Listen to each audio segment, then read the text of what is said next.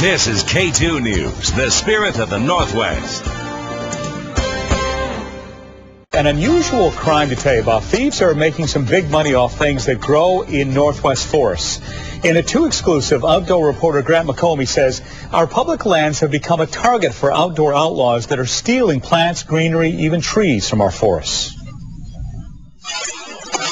If you think your public forest is really all yours, Officer Lawrence Olson says, better think again. You never have ID of any kind. The fact is, your forest and its plants are up for grabs by people who steal. This isn't like people collecting a couple of fir boughs to put on their mantle. This is people making a livelihood and quite a bit of money out of collecting thousands of pounds of this material to sell to the floral industry. People are cashing in on special forest products like Salal because of big demand from an international floral industry that relies on greenery for displays and arrangements.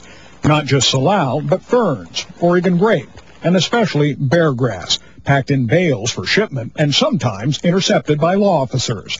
That's not all. Old-growth cedar is sought after for shakes or shingles. This is pretty unbelievable, isn't it? This public land is adjacent to an Oregon state park, and Officer Dave Resnicki says the cedar thieves targeted old growth and were after one thing. The dollar signs got in their eyes, and they thought they'd come back, and it was quite a slick operation, actually, the way they had things going. They're in one day, out the next, and it doesn't matter what kind of carnage is left behind. But the thieves got too greedy. After taking thousands of dollars worth of cedar, they returned and were caught. Now they face felony theft charges in Clatsop County. But catching forest product thieves in the act is tough because the forests are so vast and law officers so few. We traveled to the Siuslaw National Forest near Walport and joined Special Agent Bruce Gaynor. He took us to a camp where just days before, illegal harvesters had made the most of a hidden location. Probably a crew, though, of 6 to 8, maybe as many as 10 people. Gaynor points to the salal leftovers that litter the ground and says one person can harvest a couple hundred pounds of salal a day. On this day, Gaynor gets a break. Forest Officer Dave Church has discovered a nearby site where illegal harvesters have been working. Luck has given the forest cops an edge. That's it. Hundreds of miles of road, and we happen to find the right one. Perhaps the harvesters were part of the hidden camp crew, and so a stakeout begins. We know they're going to come out, and we're going to be patient. I'm sure it'll be before dark.